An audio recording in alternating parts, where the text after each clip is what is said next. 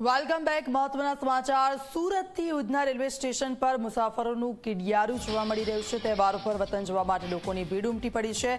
2 kilometre સુધી લાંબી કતાર જોવા મળી। દિવાળી છઠ પૂજાને લઈને મુસાફરોનો ધસારો છે।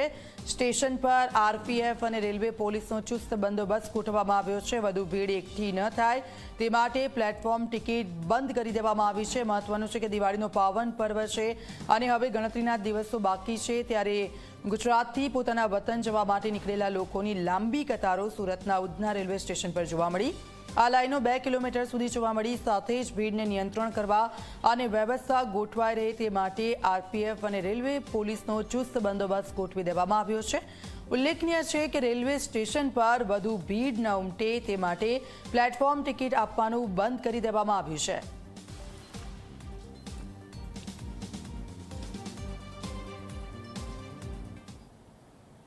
સુરત શહેર એ મિની ભારત તરીકે ઓળખાય છે। અહીં અલગ અલગ રાજ્યના જે લોકો છે તે રોજગારી અર્થે આવતા હોય છે, પરંતુ હાલમાં છઠ પૂજા દિવાળીને લઈને જે યુપી અને બિહારના જે લોકો છે તે લોકો અહીં પોતાના માદરે વતન તરફ જઈ રહ્યા છે। આપ સીધા દ્રશ્યો જોઈ શકો છો।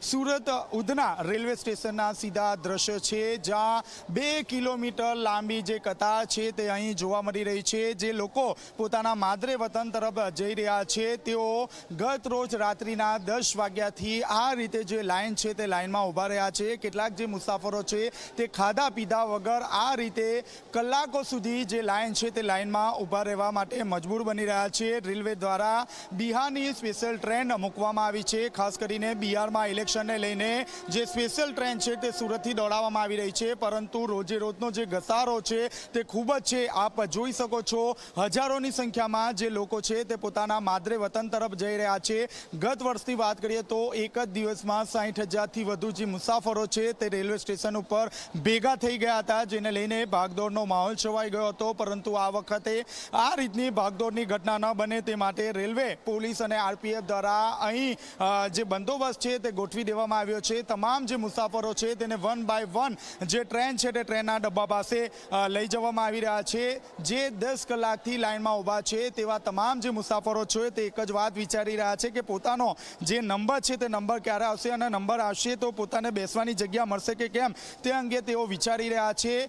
ખાસ કરીને હજારોની સંખ્યામાં જે મુસાફરોનો જે ઘસારો છે તેને ધ્યાનમાં રાખીને રેલવે પ્રશાસન દ્વારા જે બહારથી આવતા જે લોકો છે ખાસ કરીને પ્લેટફોર્મ ટિકિટ જે છે તે બંધ કરવાનો એક મહત્વનો નિર્ણય કરવામાં આવ્યો છે। અને હાલ આપ જોઈ શકો છો, દિવાળીનો આ છેલ્લો શનિવાર ગણી શકાય। જે પર્વ છે તે પર્વને લઈને ખાસ કરીને પોતાના માદરે વતન તરફ જતા હોય છે, ત્યારે નાના બાળકથી લઈને મોટા તમામે તમામ જે લોકો છે તે કલાકો સુધી લાઈનમાં ઊભા છે અને પોતાનો નંબર ક્યારે આવશે તે અંગે હાલ તેઓ પણ એ વાતની રાહ જોઈ રહ્યા છે કે ક્યારે તેમનો નંબર આવશે અને ક્યારે પોતાની સીટ ઉપર બેસે।